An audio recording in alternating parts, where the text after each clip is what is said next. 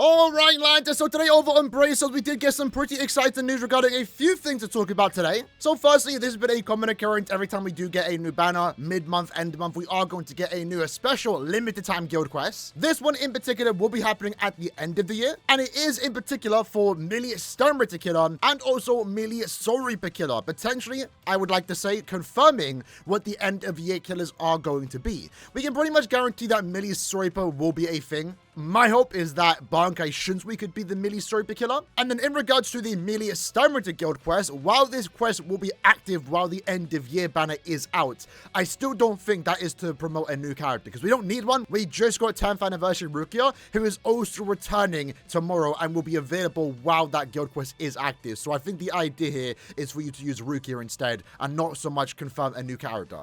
In fact, if we do have a look at the attributes for the upcoming guild quest phase, finally, we have gone back to speed, by the way. So even though they did increase the amount of HP for this guild quest phase, more than last time it was around, Rukia will have attribute advantage, so she won't be struggling like she did last time, where it was technique enemies. So yeah, I would definitely say this is more so to promote Rukia's return. And then phase 2, this is the first time I'm seeing it, we are going to get a technique soul reaper killer. I was kind of hoping power, not like it matters to be fair, but I guess we can say right now that one of the end of year characters is going to be a technique soul reaper killer. With the assumption that we are getting a Bankai Shunsui, can you see him be a technique character? Even though I have no reason to ever think this, I've always seen him as a power character. I don't know why. But other than that, we're also going to get another Limit Breaker quest this month. This is actually our third one in the month of December. Honestly, this should be a more common occurrence. It is technically special because we are near the end of the year, so they are giving us more than usual. And this is to promote the return of the 10th anniversary characters. So in this case, slot 1 wants you to use 10th anniversary Ichigo, slot 2 wants you to use 10th anniversary Rukia, and then slot 3, the more flexible slot, I think ideally here does want you to use Giselle. But yeah, more rewards, more stuff to do. Would love for this to be a common occurrence, a new limit breaker every single week. Why not? We have a few more things. New items are being added to the 10th anniversary exchange to celebrate Christmas. In this case, we can get more crests in each attribute. Hopefully it's a decent amount, probably not too crazy, but even a 1,000 would be pretty cool. And then before we get to the resurrections, we are also getting the return of 10th anniversary characters. So this is the replacement for the post-selection banner that used to happen every year where we got to vote for the characters. But obviously due to the lack of premium and seasonal characters released within the year, it's now replaced with just Blood War characters and also the anniversary units. Would have been nice though if we could have seen the renewed pre-anniversary characters, Byakuya and also Aizen. Would have been cool too if we could have had Okyo and Ichigo in this banner. But I guess it's not too bad considering that it does feature the return of 10th anniversary Ichigo and Rukia. This is pretty much the first time you can summon for them outside of the anniversary, excluding summon tickets, and then we also have a bunch of just limited characters. So whether this banner is worth summoning on really comes down to you. These banners in particular have never been must summons, because the thing about this banner is that it's always the last bit of bait before the end of year banner. So with that in mind, before you do decide to summon on tomorrow's banner, if you are summoning, maybe wait to see what end of year is first. This banner will also be out while end of year is out, so you could summon on the end of year, then summon on this. Also keep in mind it is a 6-step format, so traditionally the worst type of step-up format that's out there. However, for a banner like this, I don't mind it. Because in this case, if you were summoning on this banner, just go to the 6-step, guarantee your 5-star, and then stop summoning. Don't go any further than that. Step 1 is free though, so definitely do that tomorrow. And in terms of the characters here, the character selection is pretty decent. Nothing super amazing because it only features characters pre-anniversary. Now, every time a new anniversary does happen, we always do see new levels of power creep. But right now, especially when it comes to Guild Quest content, even though some of these characters do hold up, we are in a 200% status element meta. So I'm kind of indifferent on summoning on characters before the anniversary. If they're a filler in a new character banner, sure, I'm fine. I'm excited that they're there. But I'm not sure if I'm willing to go out my way to summon for them when I just know they're eventually going to be replaced because 200% resistance is now a thing. Every new character post 10th anniversary is getting that. Obviously, Ichigo and Rukia are still amazing characters, and that'd be the sole reason why you would want to summon on this banner. If you have them, you probably don't need to summon on this. But in terms of the standouts here, I would really only say Masaki. I mean, obviously, some characters aren't bad here. You know, Esnot's still decent. Momo, and I guess to a certain extent, Ririka, the no attack damage characters still have usage. But it really is just Masaki for the team boost and the support that she provides for your team, regardless of the status elements on the floor. But in terms of every other character here, most of them are going to be, if not have been replaced. If you care about GQ meta, if you're just a fan of any of these characters, like always, summon on what you want. If you're missing a bunch of these characters and want to summon for them, again, don't go further than step 6. But Yoruichi isn't anything super crazy. I wouldn't be surprised if she gets replaced sometime soon. Little Toto is just a farmer. Masaki is a really good team support. There are now alternatives out there, but she is still one of the better ones, especially if you do have access to Kubo playable outright Giku. Giselle is a pretty good character, but also at the same time, we know now, thanks to the upcoming Guild Quest schedule, she is going to get replaced by potentially Bankai Shinsui or whatever character is going to be seen in the end of year banner. Esnot's still good. Arskin is just a farmer. Sun's been replaced. Shinji's been replaced. Technically, you can go without Ruroka. And then also Momo is a good Nat character, but she's technically also been replaced too. Although, to be fair, you can use her alongside her replacement, which is 1000 Year Blood War Yachiru. So I don't think it's a bad banner. I think if you were summoning on this, again, wait to see what end of year is first, but also depends on your orb count. So using me as an example, I currently have 4,500 orbs. My goal for the end of year banner is to have 5,500, and I likely will be able to get to that by that point. I should be able to gather up enough orbs in a week. Only 1,000 more to go pretty much. But if I did summon on this upcoming banner, I will not have enough for end of year to go all the way to step 25. If, however, I had 7,000 orbs and I was, let's say, missing 10th anniversary Ichigo and Rukio, or I was missing some characters that I really do want, I would then at least do 6 steps on that banner. So I think you should only summon on this banner after you summon on the end of year banner, because that likely will offer more value, better step up format, for example. But the main goal for everyone is that you should try and gather up enough orbs to pity on end of year, that way you can guarantee something. And then any leftover orbs you can have, you can summon on here. If you already have access to enough orbs to pity on end of year and more, then I guess you could summon on this as much as you want to. But again, do so at step 6. So not a must summon, not a terrible banner. For the most part, it's your next chance to get Ichigo and also Rukia. Now, in a weird circumstance of events, a super funny situation happened today, which is kind of similar to what happened years ago when this character first released.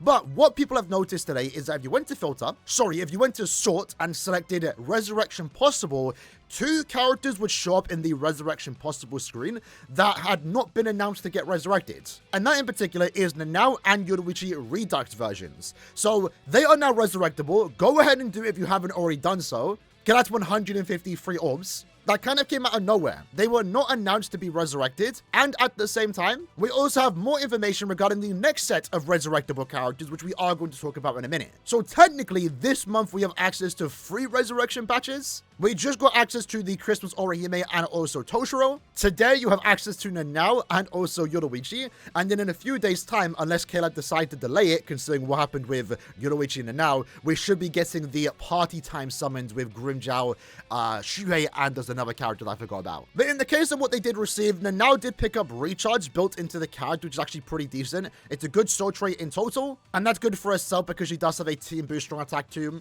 Nanao is quite a old character, to be fair, a character no one ever really used for her damage output, but she was always a really good support unit, especially because, again, she had that team boost SA2, and also does have a 20% strong attack damage boost to power Sorry boost. So even to this day, she's still being used, which is kind of funny. And I guess now she does do more damage. She now has Frenzy +2, more damage to weakened enemies. I guess that's probably through my bonus abilities. Yeah, ignore that. But she does get Havoc, she did get Guard Break, and also a decent strong attack damage boost. So kind of at this point in the standard in what we expect with a Resurrection. It's a good Resurrection per se. You know, her damage output did get increased. Frenzy 2, more Berserker, more Havoc, more range, and Guard Break. What more could you ask for? You're not really going to use this character more than you already are, and that's really just for the team boost effects. And then we also have Yoruichi and Soifon, and this is the kind of the funny part with this unit, a little backstory, is that when this character did release, back in like 2021, 2020, I've kind of forgot the year, it was a while ago, they were the only character in the game that was summonable before their banner went live. So a day before the characters went live, someone actually ended up summoning this character through a summon ticket. You weren't able to evolve them, but you technically were able to play with them a day early if you got super lucky. So it's kind of funny now, years later, when they do resurrect, they're also resurrecting before they're technically supposed to. It's weird that it's happened twice for this same particular character. Either way though, her soul trait's also really good, 20% more damage at full stamina, and also recharge. Definitely like that. When it comes to the character's skills, we do have fire resistance and freeze resistance, which is good because they do have 2 killers. We also do have Havoc, so more range. She was a mid, or they were a mid-month character, so they were lacking that increased range. Strong attack damage output is still relatively low, only at 32%. But from the looks of it, they did pick up more full stamina damage at 20. Do pick up Frenzy plus 2, which is nice, and I believe also Guard Break. So again, kind of just the standard resurrection for the most part. The Frenzy plus 2, more damage and Havoc, you can't really go wrong with that. Now, with that said, like already mentioned, we are also getting more resurrections at the end of the month. In this case, Party Time Shuhei, Grimmjow, and Gin. Gin was the character I forgot about.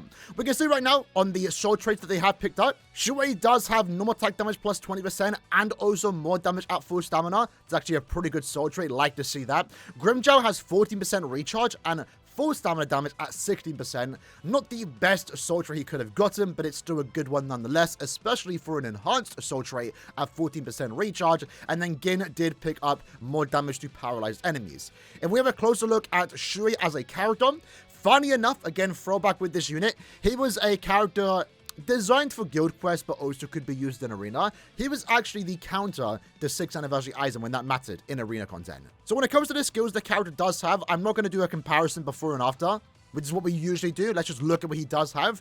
But I can definitely see some notable changes here. He does now have Flurry plus 2, and also I believe a bit more normal attack damage. I believe the innate skills are the exact same. This was at the time where a lot of characters were having maxed out skills. But actually, I do want to do a comparison because they actually removed some skills here. So if we do look at the Firestar version, we do gain 20% more normal attack damage. We actually lost damage to slowed enemies, which is kind of interesting, right? We actually lost a damage buff here. And the character also had poise. Did he keep the poise? So he does have poise still. But he lost the more damage to enemies inflicted by slow in exchange for guard break. I think that's quite a fair exchange. I mean, it does technically lower his damage output, but at the same time, he did just pick up Flurry plus 2 and more normal attack damage and more full stamina. So I do like that change, and it's one of the few times we see characters get skills removed in exchange for other skills, and I would love to see that more often. So yeah, notable damage upgrade. Lacking long reach, would have liked to have seen that, but at least he has guard break now, so you can use him outside of guild quest, which isn't too bad. When it comes to Grimmjow, let's see what he does pick up. So when it comes to his soul trait, again, pretty good soul trait. When it comes to the near skills, I'm pretty sure these are all the exact same. When it comes to strong attack damage, it is at 40. I believe that's the exact same. However, he does pick up more damage to enemies not afflicted by an element. That makes sense. He always had follow-up. It was always a weird skill for this character to have. That's more of a normal attack damage skill. But he now does offer +8 links or potions. It's a bit weird because usually when a character has +5 and they gain the +8 skill, they also pick up some type of number in the soul trait, I believe. So they can maybe get +10 in total. But regardless, more links or potions is never a bad thing. More value for this character. And he also now does have Frenzy +2. I believe he always had Havoc. We can just quickly compare. So yeah, strong attack damage stayed the same. He always had Havoc. Frenzy +1, so that's now gone up. And he also does gain around, what, 50% more damage from this particular skill. Does get more damage from the soul trait. Frenzy +2. Again, pretty bare. It's kind of like the bare minimum for resurrections, which isn't a bad thing because now they are at a good minimum. You know, resurrectable characters are never going to compete with new characters, but it's still nice to see the minimum at this point in time is like Frenzy +2 and a good berserker value and more damage multipliers. Havoc, guard break. That was something that we were begging for like last year, for example. But in the case for Gin, the last character to talk about him, he does have a 60% strong attack damage increase. He always had Havoc. He does now have Frenzy +2, and I believe more damage to enemies to 20% paralyzed. I see. So he always had the Soriba damage boost. He did have damage to paralyzed enemies, so that actually didn't change. I think the only thing we are seeing here is more berserker and Frenzy +2. Yeah, so 20% more berserker, 20% more damage to paralyzed enemies, and also Frenzy +2. This was an end of month patch, so they don't pick up Havoc. They already had it, so we're not going to see a big upgrade here compared to, you know, Yoruichi Soifun, for example. That now has more range, more damage. But still, regardless, decent resurrection patch. It's pretty much an extra 200 orbs for the end of year banner if you do own these characters when they release in around 5 days' time. I know I can definitely use those orbs because, again, I am trying to get up to 5,500 after summoning around 2,000 orbs on the mid-month banner. But yeah, kind of a funny situation that we are currently in where this month in particular, we are getting free resurrection batches. Caleb will definitely catch on. I don't think they're going to remove these characters' resurrections for the game. Just in case, though, go ahead and do it right now just to guarantee those orbs. But what we might potentially see next month, they might only do one batch to balance it out. It would be funny, though, if we just continue on as usual and continue to get 2 resurrection batches, despite us getting these characters resurrected extra this month. But either way, that's the video for today over on Braceos. Few more days to go for the end of year Banker livestream. I'm excited for the reveal. Hope you lads are too. I'll see you lads there. Take care and peace.